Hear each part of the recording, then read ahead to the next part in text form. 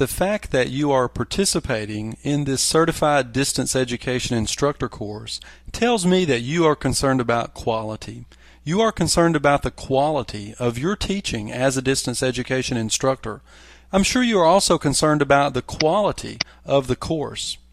IDEC, which is the International Distance Education Certification Center, exists to manage, to monitor the level of quality that exists in distance education courses in the professional education space. IDEC provides several standards.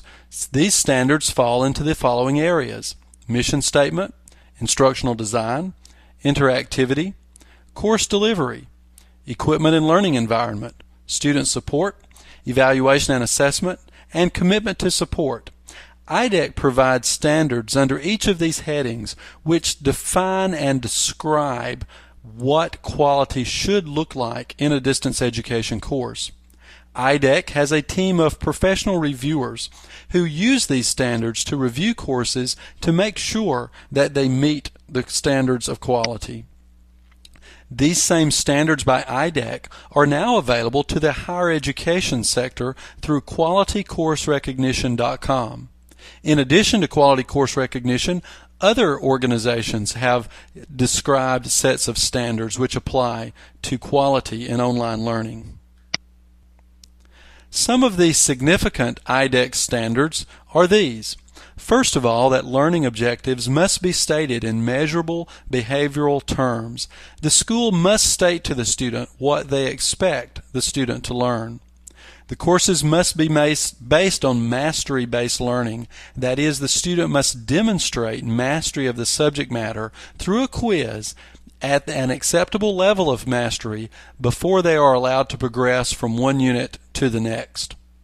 Student-to-content interaction is very important. There must be teaching strategies built into IDEC certified courses that engage the students, that interact the students with the content. There must be rigorous assessments, summative and formative assessments, which track the degree to which the learner is mastering the content. And then appropriate course timing. Courses in the professional education space are sold based on clock hours, and IDEC reviews the courses to make sure that a course that should last, for example, for 3 hours, does engage the students for a minimum of 3 hours.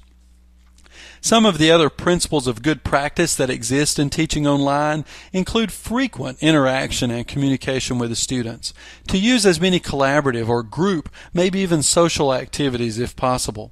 Faculty members should be committed to improving the practice of distance learning, participate in conferences, contribute to journals. If you're doing something well, tell other people about it. We need to establish and expect high standards of quality and regularly evaluate the level of quality that we're putting into our online courses. And as we've stated earlier in the course, appeal to various learning styles. Don't make your online learning stale and boring, but engage students in the process.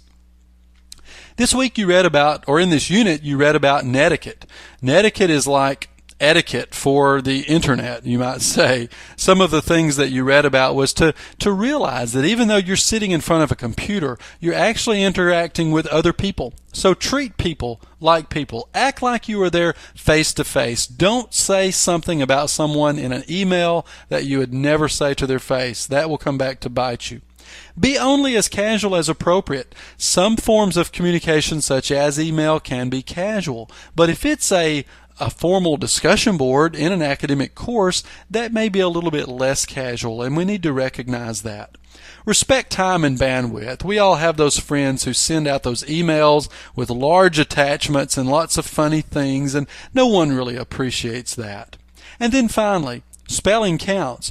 Realize that you are representing yourself as a professional anytime you're sending an email or participating in a discussion board, and if what you type is full of errors, that will not represent your knowledge very well.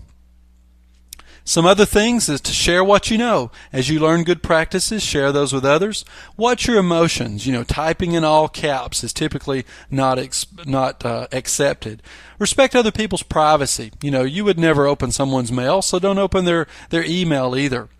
Be patient with your students, especially students who are new to online learning. And finally, observe the copyright and educational fair use policies. We want to be ethical people and demonstrate that in our courses. What's coming up next? Some strategies for organizing information in your online course.